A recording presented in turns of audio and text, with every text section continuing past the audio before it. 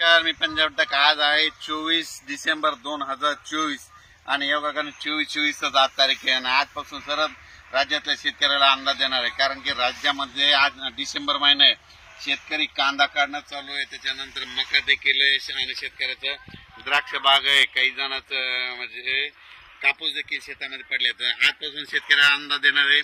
आज 24 आणि 25 दरम्यान राज्यामध्ये फक्त म्हणजे नगर जिल्हा झालं, संभाजीनगर झालं, जळगाव जिल्हा, बुलढाणा जिल्ह्यात मध्यरात्री 1-2च्या सुमारास थोडाफार पाऊस येणार, रिमझिम अंदाज लक्षात येतात.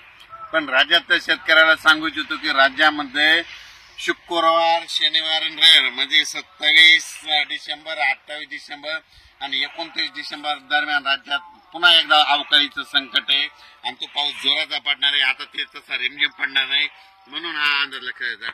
27 डिसेंबर, 28 डिसेंबर आणि 29 तारखेला सांगायचं झालं तर बुलढाणा जिल्हा, अमरावती जिल्हा, अकोला जिल्हा, त्याच्यानंतर नागपूर, त्याच्यानंतर हिंगोली, वाशिम, परभणी, त्याच्यानंतर जालना जिल्हा, जळगाव जिल्हा, संभाजीनगर, त्याच्यानंतर चाळीसगाव, निफाड, नंदुरबार, त्याच्यानंतर नाशिक, त्याच्यानंतर नगर जिल्हा, त्याच्यानंतर पुणे, त्याच्यानंतर इकडं धाराशिव, लातूर, बीड, परभणी, नांदेड या भागामध्ये शुक्रवार, शनिवार आणि रविवार म्हणजे 27 डिसेंबर, 28 डिसेंबर, 29 डिसेंबरला भाग बदलत 3 दिवस पाऊस पडणार आहे, म्हणून हा अंदाज लक्षात येतात.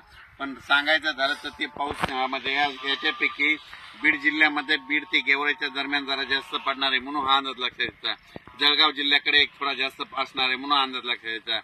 कन्नडकडे एक जास्त राहणार आहे, त्याच्यानंतर सिंदखेड राजा, बुलढाणा जिल्ह्याकडे जास्त राहणार आहे, म्हणून हा अंदाज लक्षात यायचा. संभाजीनगरकडे देखील राहणार आहे, म्हणून हे लक्षात घ्यायचं. जळगाव जिल्ह्यात देखील जास्त राहणार हे लक्षात घ्यायचं. श्रीरामपूरला राहणार आहे, शिर्डीकडे थोडा एक जास्त राहणार आहे, म्हणून लक्षात घ्यायचं. पैठणला एक जास्त पाऊस पडणार आहे, म्हणून हा अंदाज लक्षात घ्यायचा. राज्यात मध्ये शुक्रवार, शनिवार, रविवार म्हणजे 27 डिसेंबर, 28